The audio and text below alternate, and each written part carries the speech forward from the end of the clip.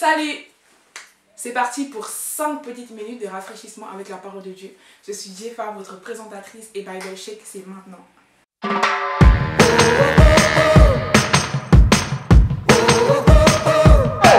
Avant de commencer cette vidéo, si tu n'es pas encore abonné à cette chaîne, je t'invite à le faire et à activer la cloche de notification pour plus de vidéos. Et c'est parti pour la vidéo. Je suis jeune, je profite de ma jeunesse. Ça encore c'est mauvais. Je réponds souvent à cela avec le passage biblique suivant. Ecclésiaste 11:9. Jeune homme, réjouis-toi pendant les jours de ta jeunesse. Livre ton cœur à la joie pendant les jours de ta jeunesse. Marche selon les voies de ton cœur et les regards de tes yeux. Mais sache que pour tout cela, Dieu t'appellera au jugement.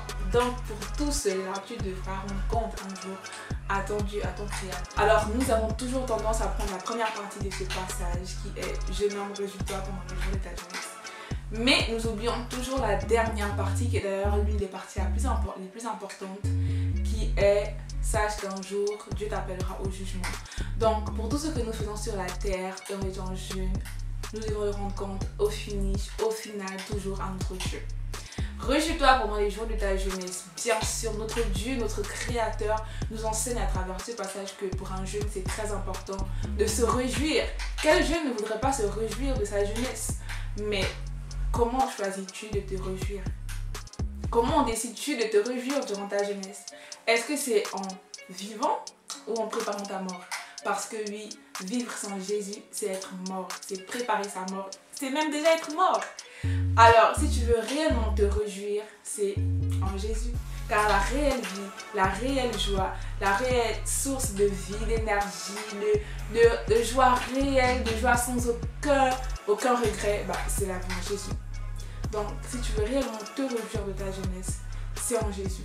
Le diable laisse croire aux gens, aux jeunes, que la vie en Christ, c'est perdre sa jeunesse, c'est de ne pas en profiter, c'est de être, je sais pas moi, hein?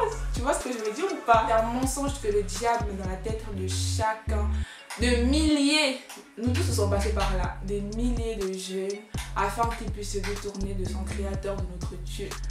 Mais cela c'est une très grave erreur, car je vous assure, la meilleure réjouissance, c'est en Jésus.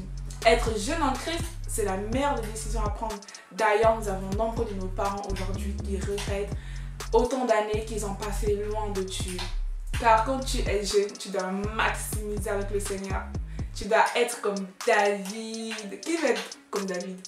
Tout le monde. En tout cas, moi, oui, je vais danser comme David. La vie d'un jeune en Christ n'est point remplie de chagrin, point remplie de tristesse. Tu es tout le temps en joie parce que ta source de joie, c'est Jésus.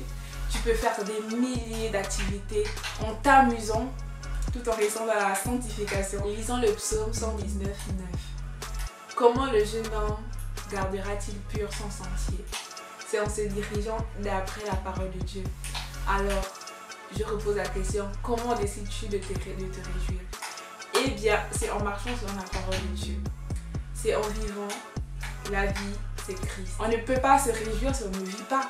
Et la Bible dit dans Jean 14, verset 6, Jésus lui dit, je suis le chemin, la vérité et la vie. Nul ne vient au Père que par moi.